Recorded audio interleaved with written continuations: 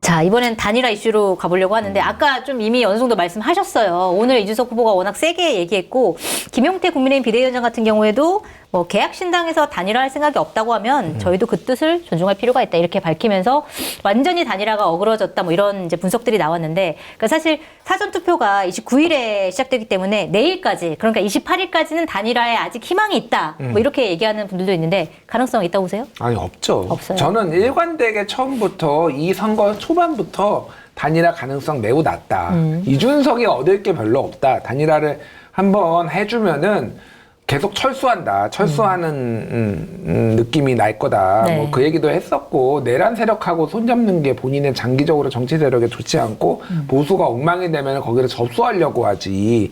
친윤들을 어떻게 믿고 친윤의 손을 잡고 다시 당권을 잡을 생각을 네. 할 뭐 이런 등등등등 가능성 없다? 모든 게 이제 당연히 그리고 지지자들도 굉장히 높은 확률로 네. 단일화하면은 너 이준석 너 끝이야. 이준석 의원은 다른 정치인도 마찬가지로 이준석 의원은 지지자들 거스르지 못해요. 네. 예, 그런 이제 팸코 중심의 이런 정치를 하는 사람이라서 기본적으로 안 된다, 안 할 거다라는 걸 얘기를 했었고 뭐 이제 아까 이제 잠깐 이준석 아니 저기 뭐 박원석 의원님이 얘기를 하셨지만은 이제 오늘 김용태 비대위원장이 이제 뭐 개혁신당 의견 존중한다. 삼자 구도로 이제 김문수 이기겠다라고 했지만은 다른 한쪽에서는 이제 아까 얘기했잖아요.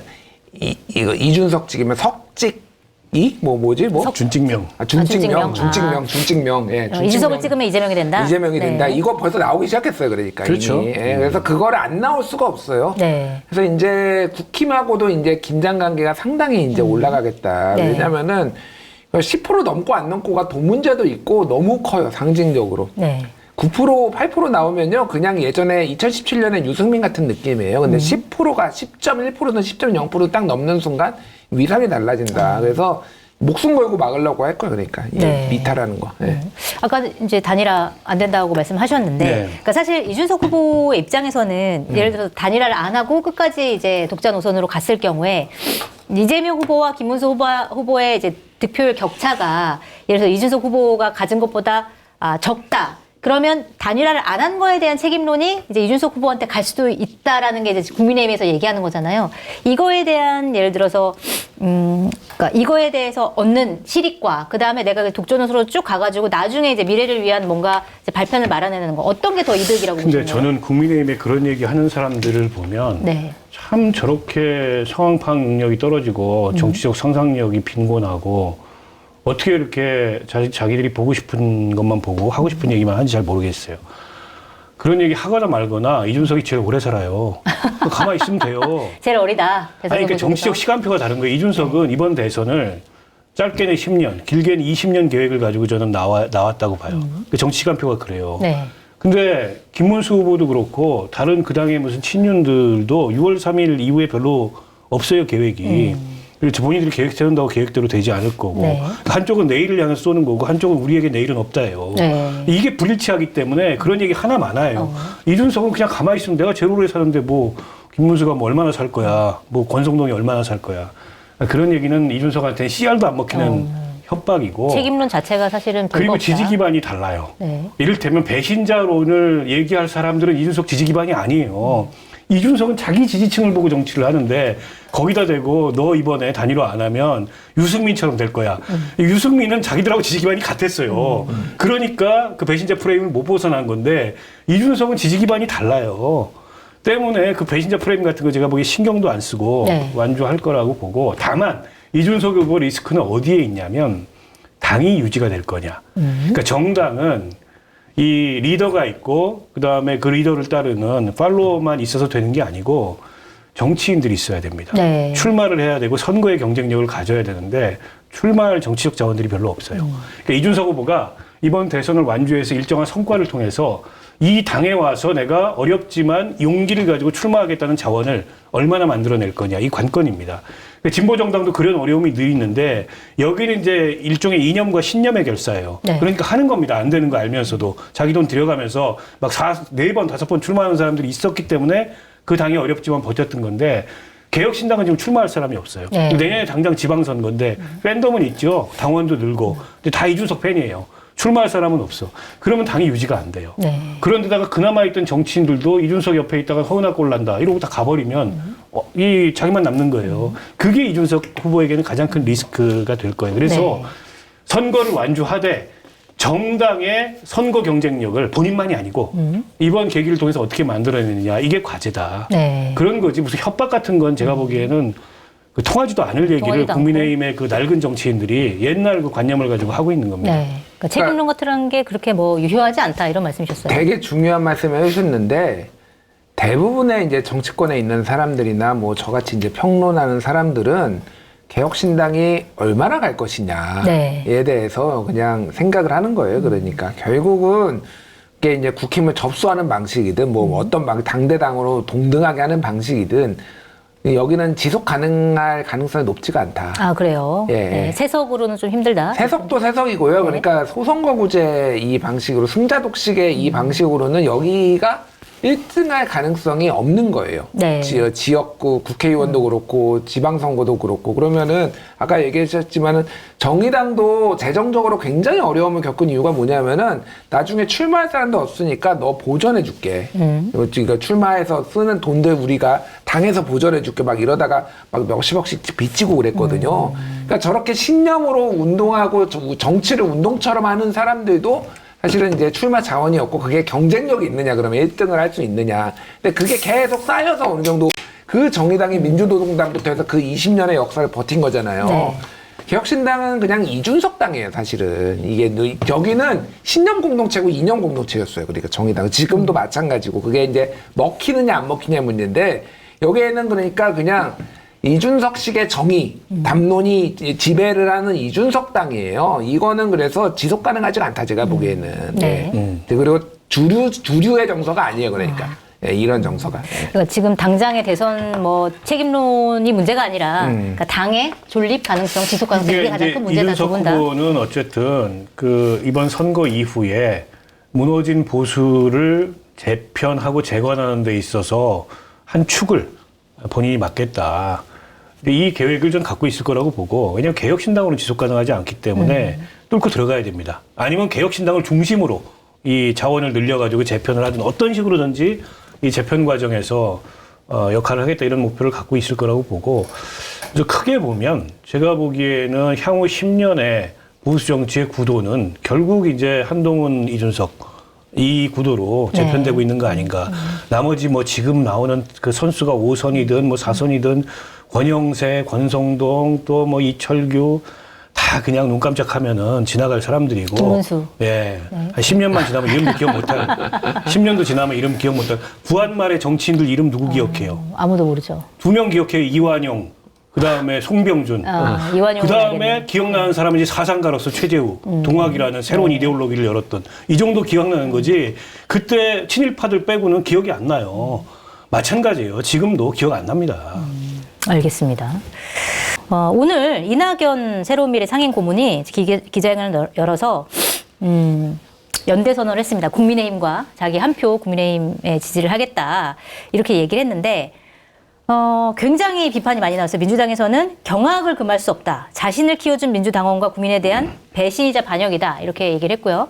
그다음에 그러니까 문재인 정부 모임 포럼 사이제에서는 이낙연 고문을 제명을 결정을 했습니다. 자, 이낙연 상임 고문이 사실 연대 선언을 한 게 국민의힘에 얼마나 큰 도움이 될까도 의문이지만 이분은 왜 이런 선택을 했을지 그것도 좀 궁금하거든요.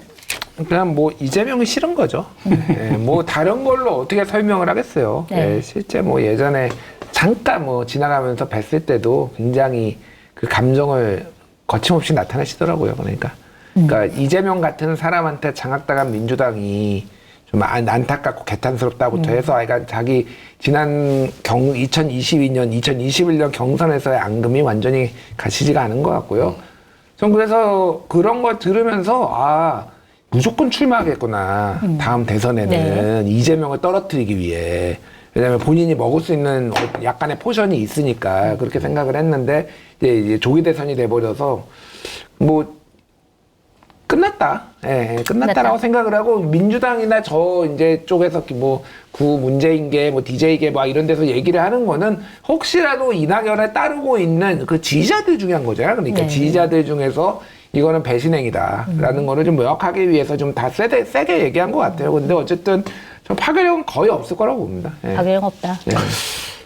그러니까 이런 거잖아요. 지금 뭐 괴물 독재 국가의 출현을 막기 위해서 본인이 이런 선택한다 이런 명분을 내거는데 범죄 예방 있을 수도 있는 범죄 예방을 위해서 범죄 세력과 손을 잡겠다. 그런 이거잖아요. 네. 그러니까 이게 말도 안 되는 얘기를 지금 하는 거죠. 아마 자신이 지나왔던 모든 발자취에서 제명당할 거라고 저는 보고요. 네. 그러니까 이분이 그러면 왜 저런 결정을 하냐. 앞서 이제 김준일 우리 평론가 말씀하셨던 대로 결국에는 감정입니다. 네. 그러니까 누군가에 대한 원망, 미움, 그로 인해서 결과적으로 남 탓, 이게 어쨌든 의사결정이나 판단을 지배하게 되면 공적인 일에서 물러나야 됩니다. 일을 그르쳐요. 좋은 결정을 할 수가 없는데 이미 그 상태였어요. 지난 총선까지가 한계였고 딱 멈췄어야 된다.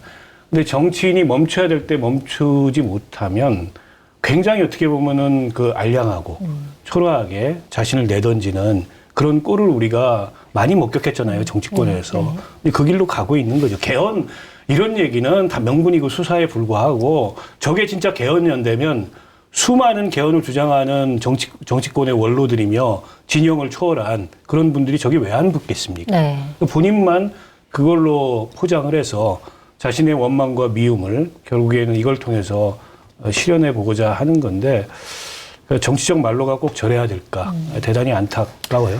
네, 정말 안타깝네요. 알겠습니다. 자, 그리고 여론조사 결과를 보면 좀 그러니까 의아한 결과가 나왔어요. 리얼미터 조사인데 리얼미터가 22일부터 23일에 조사를 한 건데 서울 지역에서 김문수 후보가 높게 나오고 부산에서 이재명 후보가 높게 나오는 결과가 나왔습니다. 간단하게 소개를 해드리면 서울 지역에서 김문수 후보가 47.2%, 이재명 33.4%, 이준석 13.6% 이렇게 나왔고요. 부산에서는 같은 기간에 조사를 했더니 이재명 50.2%, 김문수 37%, 이준석 7.1% 이렇게 나왔습니다. 자세한 내용은 중앙선거 여론조사심의위원회 홈페이지 참조하시고요. 자, 이거는 어떻게 해석을 해야 되는 겁니까? 아니 근데 뭐 매주 하는 여론조사에 네. 한 번의 수치를 가지고서 뭐 이렇다 저렇다 평가하기는 좀 어렵고 네. 왜냐하면 샘플 일부만 바이어스가 있어도 저런 결과가 나올 수 있거든요. 그래서 이제 추세나 흐름을 보는 게 중요한데 어쨌든 그 국민의힘의 전통적 지지 기반인 TK, PK에서 김문수 후보의 회복세가 뚜렷하다. 네. 라는 것만큼은 분명한 흐름으로 것 봐야 되나요? 같아요. 예, 흐름으로 네. 봤을 때.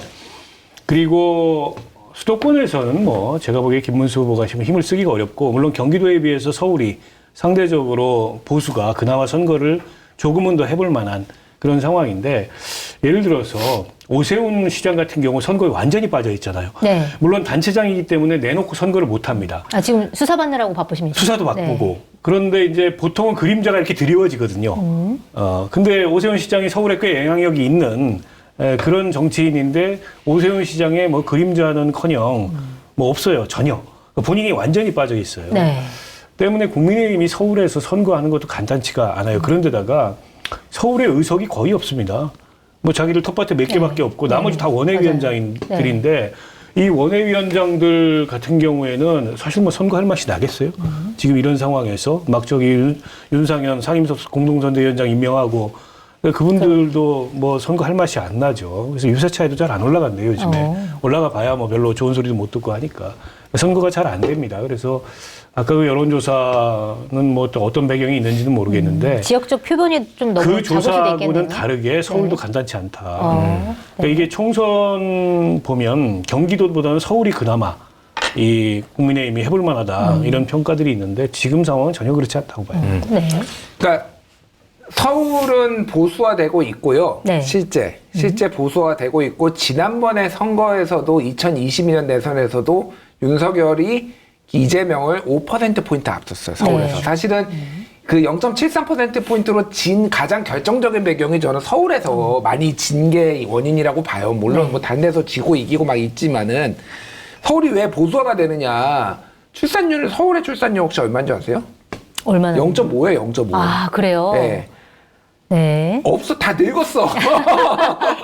서울 어떻게 애를 안 낳는군요. 950만 명 이제 이제 무너지고 이제 다 이제 너무 집값이 비싸니까 경기도로 다 나갔잖아요. 그러니까 경기도가 1,400만 명이 넘었어요, 지금. 서울은 950만 명이고 네. 앞으로 더 돼요. 인구 더 줄어들 거예요.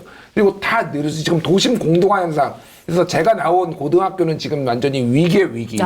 예, 네. 지금 도심 딱 한가운데 있는데 완전 위기예요. 지금 대위기예요. 근처에 올 애가 없어. 예, 그 정도로. 사는 사람이 없구나. 예, 그러니까 제가 말하는 건 뭐냐면은 자연스럽게 나이를 먹으면서 보수화되는 것. 또 하나가 지난번에 이재명 캠프에서 이제 이번에 이재명 캠프에서 한 게 뭐냐면은 이렇게 되면은요, 기본적으로 자산을 지키려는 게 굉장히 강해서 부동산 정책 때문에 졌다라고 이제 보니까 이번에 그래서 막 이제 종부세도 완화하네, 뭐 상속세도 하네, 막 이런 거잖아요. 근데 이제 이거에서 관가를 한 거는 제가 보기엔 이 서울의 보수화에서 관가를 한 거는 최근에 있었던 그 사법부 압박 논란. 네. 제가 보기에는 이게 영향을 많이 줬을 거예요. 아하. 여러모로. 오늘 토론회에서도 언급이 됐습니다. 네, 예. 토론에서도 언급이 됐고, 네. 실제 제가 만나본 중도층들을 보면은 굉장히 부정적이었어요, 그거에 대해서. 네. 제가 그래서 다른 방송에서도 계속 언급했어요. 이거 안 좋다. 이미 2주 전부터 이거 얘기를 했는데, 결국은 똥인지 된장인지 지지율이 떨어져 봐야지 이제 민주당에서 그거 다시 움직이는 철회하지 거니까. 않았나요? 네. 철구했죠. 그러니까 이미 다 떨어지고 나서. 그러니까 저는 최근에 떨어진 게 민주당, 그러니까 저기 국힘 쪽에 결집도 있지만은 이재명이 어쨌든 빠지니까 이게 된 거잖아요. 그거 중에 가장 큰 원인은 이 사법부 압박이었다. 근데 거기에 가장 사법부 압박에 민감한 사람들은 기본적으로 고학력자들이에요. 그러니까 네. 고학력자들의 중도 뭐 이런 사람들이 서울에 제일 많아요. 그러니까 부정적으로, 그리고 이재명에 대해서 부정적으로 볼 준비가 되어 있는 사람들이에요. 그러니까 네. 기본적으로. 그래서 이게 영향을 줬을 거다. 근데 이 수치가 그대로는 아니다. 그 말씀하셨다시피 이거는 이제 여론조사 샘플링을 어떻게 하느냐에 따라서 일시적으로 이렇게 많이 나오는 거의 무슨 10%포인트 이상 그러니까요. 김문수가 더 나오는 건 네, 말이 안 되고, 깜짝 제가 놀랐어요. 보기에 그 정도는 아니고, 그 어쨌든 그게 영향을 줬을 거다라는 건데, 지금 진보층에서도 다시 재결집 현상이 나타나고 있고, 최근에 여론조사를 보면은 약간 과표지까지는 아닌데, 보수 지지자들이 응답을 다시 열심히 하고 있어요. 네. 그러니까 이게 그 한덕수, 김문수 이 단일화 파동으로 인해서 확 이게 석이 죽었다가 소위 말해서 다시 막 이렇게 응답률이 보면은 보수 쪽에 좀 늘어났거든요, 상대적으로. 근데 이제 실제 투표장에 나가는 건 또 다른 문제예요, 그러니까. 그래서 소위 말하는 진보 결집이 다시 좀 이루어질 것 같다. 그래서 이게 그래요? 밸런스가 좀 맞춰질 것 같아요. 네. 알겠습니다. 뭐 이번 그러니까 서울에서의 득표율이 얼마가 되는지 그런 것도 한번 비교해 보면 재밌긴 하겠네요. 결과가 나오면.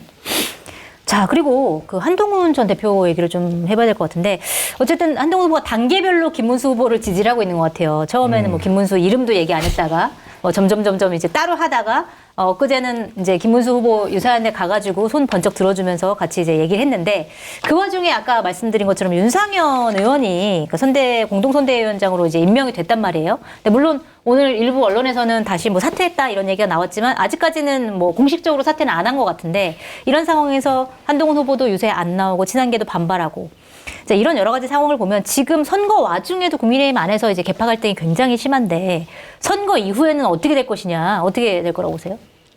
아니 뭐 첫 번째는 권성동 원내대표의 거취 문제가 가장 먼저 불거질 것 같아요. 제가 네. 보기에는 이미 권영세 전 비대위원장 의원은 사퇴를 했기 그만뒀고. 때문에 네. 권성동 책임론, 이제 이렇게 된 거에 누구 책임이냐, 김문수가 자체가 잘못됐다, 권성동이 잘못됐다, 막 이런 거가 이제 뭐 불거질 것 같고, 뭐 이제 본격적인 당권 투쟁이죠. 뭐 이제 우통 까고 뭐 좀 속된 말로 빤스 내리고 이제 싸워요.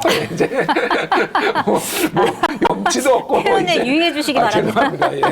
예. 별 희한한 일들이 우리가 상상하는 그 모든 그것보다 이상의 일들이 벌어질 거다 여기는. 그러니까 지금 뭐 말씀하셨지만 모두가 당권에 관심이 있지 아무도 대권에 관심이 없어요 지금. 네. 예. 그러니까 지금 최근에 그 저기 친한계 쪽에서 문제 제기하는 게 책임당원들, 네. 국힘은 책임당원이니까 책임당원들의 대상으로 여론조사를 했다라는 거 아니에요? 네. 이게 진짜 희한한 거예요. 지난주 금토일에 했거든요. 뭐 왜 했냐? 뭘 물어봤냐? 네. 자기네 당원이잖아. 돈 내는 당원이, 당비 내는 당원이잖아. 김문수 후보를 찍을 겁니까를 물어봐요. 아, 그걸 왜 물어보는 거예요? 그러니까 이게 주장은 뭐냐면은, 주류들은 뭐냐면은, 이걸 한 사람들은 당원들을 결집시키려고 했다. 근데 당원도 결집 안 했으면 이미 망한 거예요. 그것도 그러게요. 돈 내는 당원들이. 네. 그러니까 이거는 이미 당원들의 성향을 파악하기 위해서 이 중에서 김문수를 지지 안 한다라고 할 수 있는 사람들은 그러면은 네. 이거는 친한계다. 네. 그러면 관리 대상으로 하려는 거 아니냐. 이제 친한계 쪽에서 이렇게 보고 있어요. 네. 그러니까 이게 이미 다 눈은 다 다음 대선에 가 있다. 아니 네, 다음 당권에 가 있다. 당권에 가 있다. 네. 그렇죠. 그러니까 결국 지금 뭐 집이 불타서 뭐 석가래고 기둥이고 다 무너지는데 집문서 챙기려고 서로 지금 다투고 있는 거고 한동훈 전 대표가 최근에 유세에서 보였던 모습은 일종의 팬미팅이잖아요. 본인 팬미팅하면서 다녔는데 어제 물론 네. 처음으로 김문수 후보가 한 자리에 섰는데 곧바로 친윤에서 반격 카드가 날라온 게 윤상현 선대위원장이에요. 네. 결국 이제 견제하겠다 이런 의도를 노골적으로 드러낸 거고 오늘 이제 친한계가 집단적으로 반발해가지고 보이콧을 해버린 거 아니에요? 네. 한동훈 그 전 대표도 오늘 아무 메시지도 없어요. 아무 동선도 없고. 그래서 그 이전 투구 양상이 이 대선 와중에 계속되고 있는데 네. 그러니까 이게 이제 캠페인이 확장이 안 되죠. 원래 확장성의 전제는 확고한 이 90력이에요, 통합력. 근데 안에서 통합이 안 되는데 이게 눈덩이를 굴려도 핵이 단단해야 되는데 핵이 단단하지 않으니까 눈덩이가 안 뭉쳐져요. 네. 그런 상황이라고 보고. 근데 이제 친윤도, 친한도 너무 김문수라는 사람을 무시하는 것 같아요. 김문수 동선을 잘 보세요. 이 와중에 TK를 갑니다. 박근혜를 만나고. 네. 그리고 박근혜 지지를 끌어내려고 그러고. 저기 뭐겠어요. 거기도 당권 포석이 있어요. 네. 그러니까 이 국민의힘의 지지 기반의 핵심을 움켜쥐겠다라는 의도가 뚜렷하잖아요. 아니면 지금은 TK는 회복이 이루어지고 있다고 보고 딴 데를 가야죠. 근데 TK를 간단 말입니다. 그리고 한덕수 단일화 이후에 김문수가 보였던 그 행동을 보세요. 우습게 볼 사람이 아니에요. 그러게요. 당권을 만약에 갖겠다고 마음 먹으면 만만치 않을 것 같은데. 만만치 않죠. 네. 대선 후보였던 사람이 가장 유리합니다. 네. 최근까지 전국적으로 어쨌든 캠페인을 하고 조직을 굴렸던 그러네요. 사람이기 때문에 네. 그래서 김문수 쉽게 보지 말아라. 친한도 친윤도 실패하면 은퇴할 거다. 그렇지 않아요. 제가 보기엔 곱게 안 물러날 친한도 아니고 친인도 아니고 친 네. 김문수가 이제 당권을 잡을 가능성이 그러니까 있을 수 곱게 있다. 안 물러날 거고. 손학규 전 대표가 최근에 지지선언에서 읽은 게 김문수의 권력 의지에 반했다고. 게다가 제대로 이게 보셨네. 이제 스펙트럼이 나뉘는 거예요. 결국에 이제 자유통일당 김문수 이런 이제 극우에 가까운 한 스펙트럼이 있고 당의 원래 기득권인 이 친윤, TK 이 스펙트럼이 있고 그다음에 네. 이제 친한계가 있잖아요. 이 이전 투가 벌어지고 거기에 이제 또 하와이에 있는 분도 이게 호시탐탐 네. 어떤 틈이 있을까. 네. 그리고 이제 링 밖에 네. 다른 링에 이준석도 있고. 그래서 이제 보수 정치는 재편이 불가피해요. 경쟁력을 잃었습니다. 홍준표 그러니까 전 국민의힘이라는 시장 같은 정당이 이렇게 선거를 못한 정당이 아니에요. 2012년에 박근혜 대통령이 당선될 때 그때 민주당에서 문재인 후보 출마했을 때 다 본인들이 이긴다고 생각했어요. 근데 그 선거 양상을 바꿀 정도로 이제 국민의힘이 선거에 저력이 있는 정당이었는데 박근혜 탄핵되고 망했어요. 그때 진박 공천하고 뭐 이러면서 그 뒤로 이런 전략 감각도 정무 감각도 인재 충원도 모두 안 되는 그냥 허접한 정당으로 바뀌어버렸어요. 이거는 제 편이 아니고서는 저 정당의 경쟁력이 안 생겨요. 수도권에서 인재 충원이 안 돼. 아무도 출마 안 하려고 그래요. 경기도 같은 데서는. 그래서 정말 시의원 공천받기도 어려운 사람들이 와서 지난 총선에 출마하고 이랬어요. 네. 이 구조를 못 바꾸면 저 당은 이제 집권이 불가능한 근데 그런 TK 자민련도 너무 많이 쳐줬다. 하여튼 그런 정당이 돼버리는 거예요. 네. 그래서 이제 대선 끝나고 일종의 뭐 4국지, 5국지가 펼쳐질 텐데 지금 다 거기에 시선이 가 있어가지고 대선은 제가 보기에는 솔직히 말해서 김문수 후보한테 물어봐도 대선 이길 그런 의지는 없을 거예요. 궁금한 게 홍준표 전 시사 같은 경우에는 이제 이번에 뭐 이준석한테 가는 표는 사표가 아니다. 미래에 투자를 하는 거다. 뭐 이런 식으로 썼던데 아까 뭐 말씀하신 것처럼 이게 당 내에 들어와서 뭔가 당권 다툼을 할 것이냐 아니면 당 밖에서 이준석 후보랑 뭔가를 할 것이냐 이런 여러 가지 것도 궁금한데 홍준표 시장의 선택은 뭐가 될 거라고 보세요? 모르겠는데요. 어쨌든 비가일랜드에서 지금 뭐 여러 가지 부상을 하고 계시지 하와이에서 않을까. 편안하게 하고 계시지 정착해라, 않을까 하와이. 근데 하와이에 정착할 수도 분명한 거는 정기 은퇴를 했는데 은퇴도 은퇴한 게 아니잖아요. 네. 언제든지 이제 자기가 자기 플랫폼 동원해가지고 하고 싶은 말 거기다 다 하고 오늘 이랬다가 내일 저랬다가 조변 섞게 하고 있어서 저는 뭐 복귀는 시간 문제라고 봅니다. 이미 복귀하신 것 같습니다. 명분만 주어지면 정광석화처럼 복귀할 거다. 알겠습니다. 홍준표 전 시장의 선택은 뭐가 될까요? 뭐 분위기 보겠죠. 근데 말씀하신 대로 이게 정계 은퇴 맞아? 이렇게 생각하시는 분들이 많고, 지옥의 섬을 탈출한 빠삐용이 조만간 하와이를 다시 탈출할 겁니다. 하와이를 탈출해서 다시 지옥, 헬조선 코리아로 다시 올 것이다. 돌아올 수밖에 없다. 알겠습니다.